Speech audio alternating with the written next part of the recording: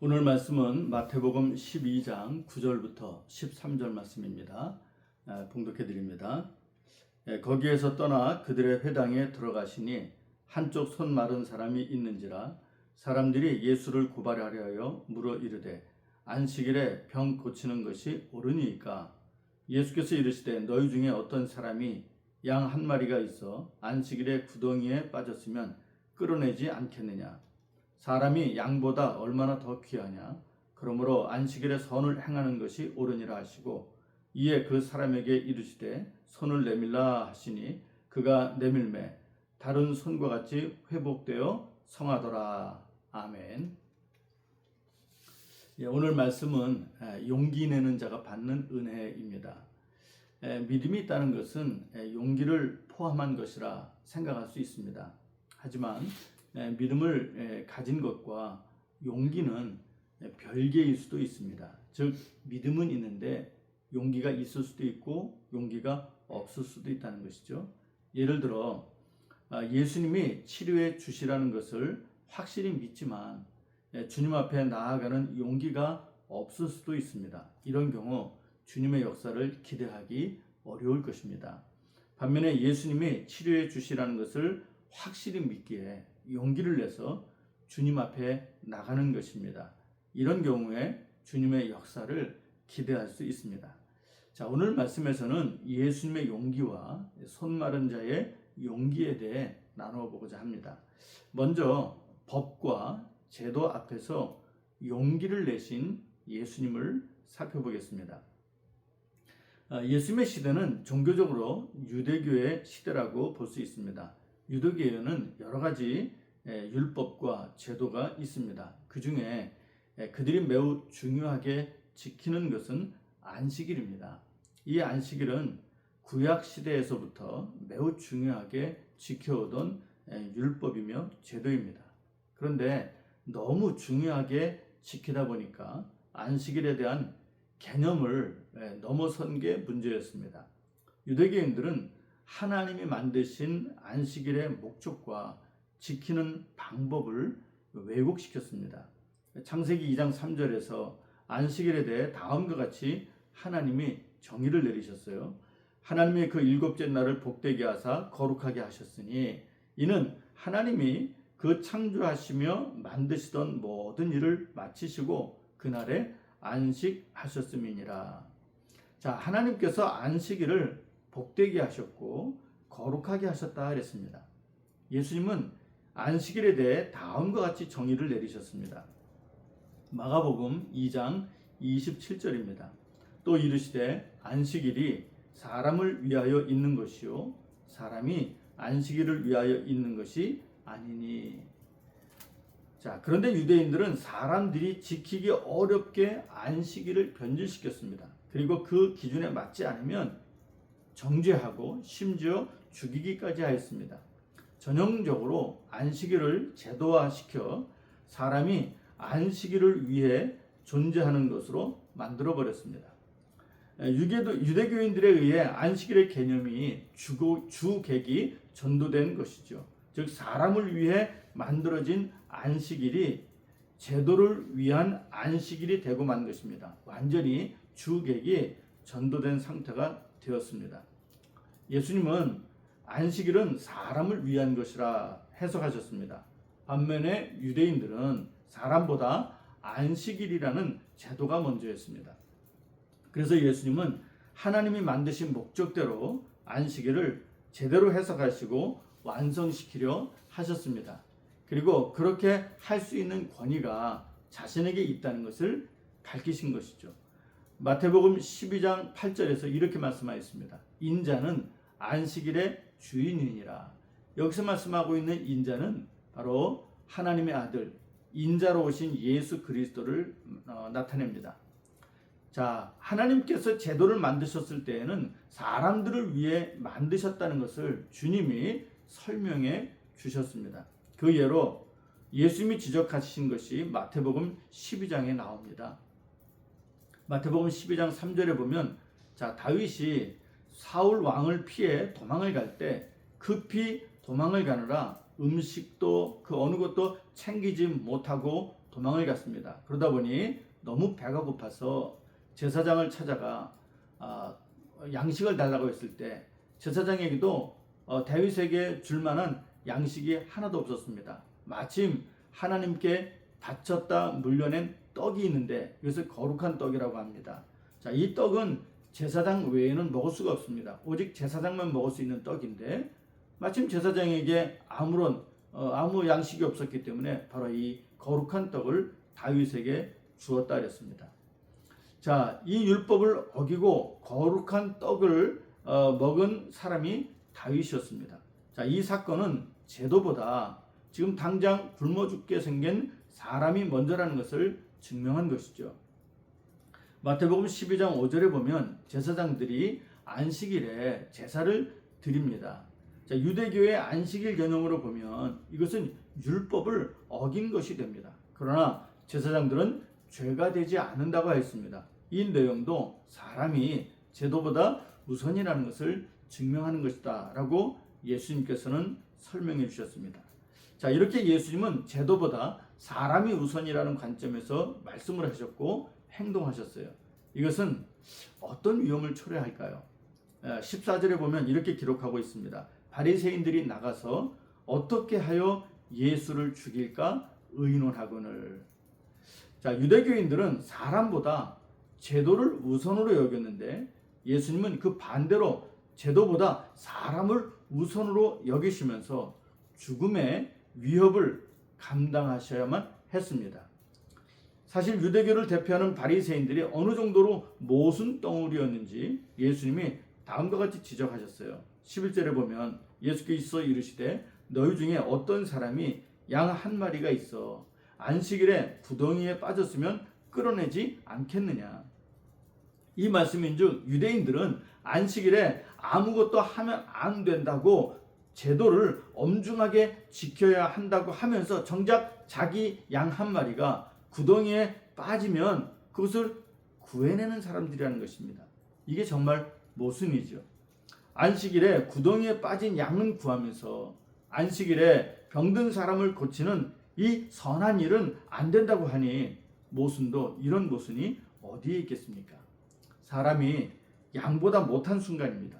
사람이 제도보다 못한 순간입니다. 바리새인들은 스스로 모순 덩어리임을 증명하면서도 안식일에 병든 사람을 고치려는 예수님에 대해 분노하고 있었습니다. 심지어는 죽이고자 했습니다. 상황이 이렇다 보니 예수님이 손 마른 사람을 고치시기 위해서는 용기를 내셔야만 하셨습니다. 예수님도 용기를 내셔야만 하셨습니다. 자, 예수님께서 용기를 내서 손 마른 사람을 고치셨는데요. 여기서 누군가를 위해 기도해주는 우리에게도 용기가 필요하다는 것을 생각해 보아야 하겠습니다. 자, 예수님께서 병을 고쳐주시는 분입니다. 사실 치료자가 되시는 예수님을 진심으로 믿는 사람이라면 누구라도 아픈 사람들을 위해 기도해 줄 수 있습니다. 이것은 예수님께서 우리에게 사명을 주셨기 때문입니다. 자, 그런데 아픈 사람의 치유를 위해 기도해 주려면 기도해 주는 내가 용기를 내야 된다는 것입니다. 저의 경우를 이제 말씀을 드리겠습니다. 제가 신학대학을 다닐 때입니다. 자, 마태복음, 누가복음, 또 마가복음, 요한복음 등 신약성경을 읽고 묵상하면서 아픈 사람들을 위해 기도해주면 당장에 나을 것 같다는 그런 마음이 막 강하게 불일 듯 일어났습니다. 그때 저희 아버님이 중풍으로 오른쪽 부분 전체가 이렇게 마비 증세가 심하게 왔습니다. 그런 아버님을 보면서 예수 그리스도의 이름으로 병은 나을지어다 하고 기도해드리면 나을 것 같다는 막 확신이 들었습니다. 정말 기도해드리고 싶은 마음이 강렬하게 생겼습니다. 당장에 아버님을 붙들고 목에 힘을 주고 기도를 드리면 나으실 것 같은 강한 마음이 들었습니다. 그런데 저는 용기를 내지 못했습니다. 예수님은 분명히 치료자이시라는 것을 확실히 믿는데 내 아버지를 위해 기도해 드리고자 하는 용기가 나질 않았습니다. 결국 용기를 내지 못해 기도를 해드리지 못했고요. 한동안 아버님을 붙들고 기도를 해드리지 못한 것이 참 후회스러웠고 자책을 했습니다. 그러다가 정말 마음을 강하게 붙잡고 아버님을 위해서 기도를 해드렸습니다. 사실 저희 아버님은 교회를 다니시지 않은 분이셨습니다. 그러니 당황을 좀 하셨죠. 그래도 그런 아버님을 붙들고 기도를 해드렸습니다. 비록 병이 나아지지는 못했어도 그런 계기로 불신자였던 아버님이 교회를 다니기 시작하셨고 예수님을 영접하셨습니다. 사실 더 큰 은혜를 얻은 것이 되었습니다. 우리는 기도할 사명이 있습니다. 병이 낫고 낫지 않고는 주님의 소관입니다. 병이 낫지 못했어도 위로를 받을 수 있지 않겠습니까? 이것은 굉장히 큰 은혜가 아니겠습니까? 그래서 우리는 용기를 내서 기도할 뿐입니다. 그런데 용기를 내지 못해 기도를 못하니 치유의 역사도 위로의 은혜도 받지 못하게 된다는 겁니다. 그러므로 예수님도 극한 상황에서 용기를 내셔서 손 마른 사람을 고쳐주신 것을 보고 우리도 용기를 내서 아프고 힘든 사람들을 위해 주님의 은혜가 임하도록 기도해주면 좋겠습니다.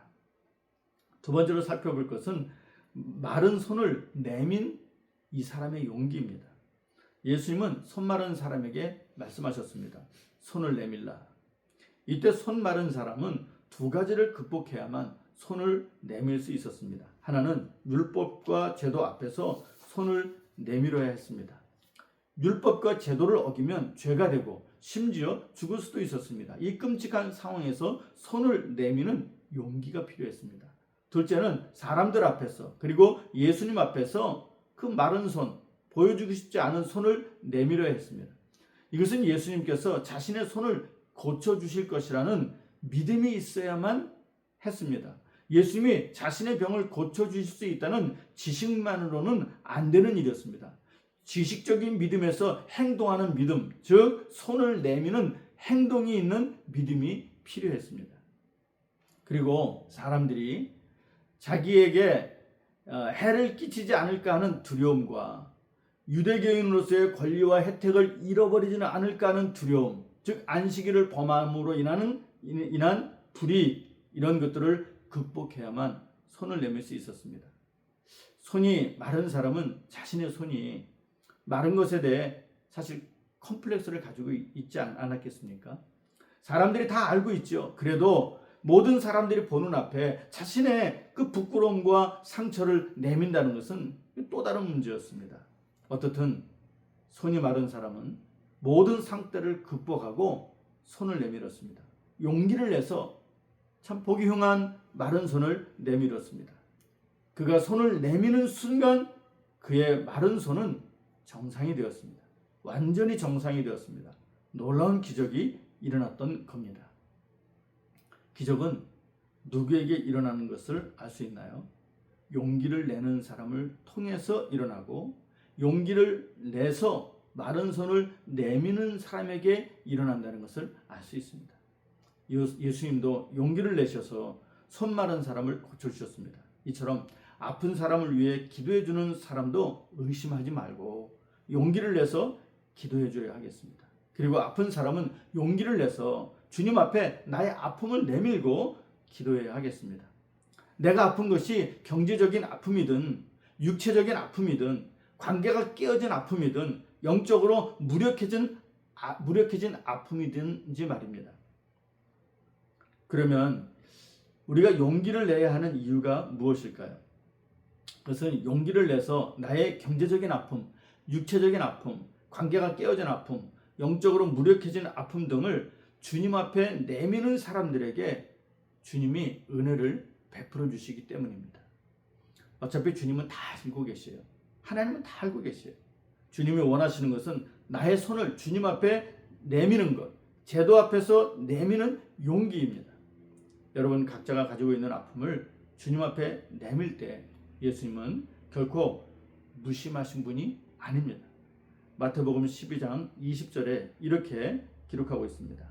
상한 갈대를 꺾지 아니하며 꺼져가는 심지를 끄지 아니하기를 심판하여 이길 때까지 하리니. 때로는 우리가 상한 갈대일 때가 있고요. 때로는 우리가 꺼져가는 심지일 때가 있습니다.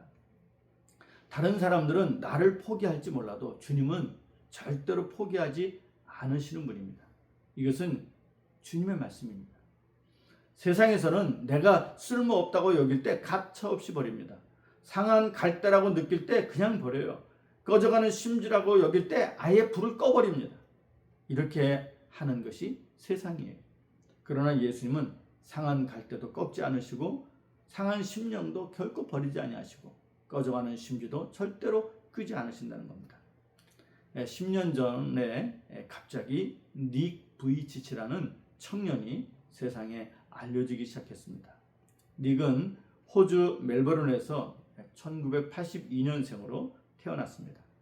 이 청년은 태어날 때에 손과 발이 없이 태어났습니다. 어린 시절에 자신의 신체적 한계 때문에 심한 우울증에 시달렸고 10살 때에는 3번이나 스스로 삶을 포기하려 시도했습니다.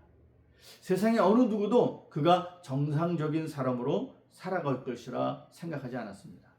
그는 상한 갈대로 태어났고 꺼져가는 심지와 같은 상태로 태어났기 때문입니다. 닉이 15살일 때 요한복음 9장을 읽고 묵상하면서 맹인된 사람이 고침을 받는 사건으로 말미암아 자신을 통해 하나님이 하시는 일을 나타내고자 하신다는 것을 깨달으면서 자신의 손과 발이 생기지는 않았지만 주님이 나를 사랑하신다는 사랑이 불같이 일어나는 것을 체험했습니다. 그리고 그는 세상에 나가 복음을 전할 용기를 냈습니다. 예수님은 상한 갈대를 꺾지 않으시고 이렇게 세워서 피리를 만드시듯 닉의 인생을 꺾지 않으시고 그의 영혼을 세워 세상의 상한 영혼들이 주님께 돌아오도록 사용하셨습니다. 예수님은 꺼져가는 심지를 끄지 않으시고 그 불을 키워 모닥불을 만드시듯 그의 인생을 끄지 않으시고 그를 통해 세상을 태울 크고 놀라운 복음의 불길로 키우셨습니다. 닉은 용기를 내서 17살 고등학교 시절에 기도 모임을 가졌는데 거기서 간증을 하였습니다. 자기가 받은 은혜를 간증으로 나눌 때 거기 모인 친구들이 다 희망을 얻고 있다는 것을 깨닫게 되었어요. 그래서 그는 희망의 복음을 전하려는 사명감을 갖기 시작했습니다. 그리고 19살 때에는 이미 대학을 다니면서도 전 세계를 다니며 상한 마음을 가진 사람들에게 희망의 복음을 전하게 되었습니다. 닉은 이렇게 말을 했습니다. 하나님은 제 팔다리를 주시지 않았지만 대신 저의 영혼을 고치시고 세상에서 가장 행복한 사람으로 만드셨습니다. 10여 년 전 우리에게 큰 감동을 주었던 닉 부이치치는 지금도 여전히 멈추지 않고 있습니다. 그는 2028년까지 10억 명에게 복음을 전하겠다는 꿈을 꾸며 오늘도 휠체어를 타고 전 세계를 누비고 있다고 합니다. 육신은 상한 갈대 같을지라도 그의 안에 계신 성령의 불꽃은 꺼지지 않는 심지가 되어 전 세계를 밝히고 있는 것이죠. 이렇게 주님의 은혜는 닉으로 하여금 신체적 컴플렉스를 모든 사람들 앞에 내밀며 희망의 복음을 전하고 있습니다. 그로 인해 수많은 상한 갈대들과 같은 사람들과 꺼져가는 심지 같은 사람들이 희망을 얻고 있는 것이죠. 닉은 용기를 내서 주님 앞에 손과 발이 없는 자신을 내밀었어요. 뿐만 아니라 이런 매스컴을 통해서 그가 그 손과 발이 없는 비디오를 온 세계에 다 보여주잖아요. 그 용기를 내서 자신의 손과 발 없는 모습을 참 보여주고 모든 사람들 앞에 내밀었습니다. 그리고 주님의 역사는 시작된 것이죠. 그는 수입의 대부분을 비영리단체인 사지 없는 삶을 통해 취약계층 지원과 또 무료복음 콘텐츠 및 장애인 권익보호에 사용하고 있다고 합니다. 아마 그렇게 자신이 소유하지 않고 그걸 다 베풀므로 인해서 좀 이런 순수한 복음의 열정이 식지 않고 계속해서 지금까지 타오르고 있는 것 같습니다. 이걸 보면서 믿음과 함께 나의 마른 손을 주님과 사람들 앞에 내미는 용기가 주님의 은혜를 얼마나 크게 받는지를 깨닫게 해 줍니다. 여러분 모두 용기를 내시기 바랍니다. 주님이 치료의 주님이시라는 것을 믿으신다면 나의 마른 손을 주님 앞에 내밀어 주님이 펴주시도록 용기를 내시기 바랍니다. 필요한 은혜, 나를 쓰시는 은혜를 베푸시도록 손을 내미는 용기를 내시기 바랍니다. 기도하겠습니다. 사랑과 은혜가 풍성하신 아버지 하나님, 우리는 각자 손 마른 부분이 있습니다. 참 그러한 것을 주님 앞에 내미오니 주님, 그 손 마른 자를 고쳐주시듯 우리를 고쳐주시고 또 우리를 사랑해 주심을 깨닫고 우리 안에 주님의 놀라운 성령이 또 우리 아버지 하나님의 그 크신 사랑이 불타올라 우리도 희망의 복음을 전하는 자들이 되게 하옵소서. 뿐만 아니라 우리는 이미 예수 그리스도가 치료자이시고 구세주이심을 믿기에 누군가를 위해서 기도해 줄 때 기도하는 자로서 용기를 내게 도와주옵소서. 그래서 용기를 내서 기도해 주므로 그곳에도 주님의 놀라운 역사하심이 일어나는 은혜가 있도록 함께하여 주옵소서. 예수님의 이름으로 기도드립니다. 아멘.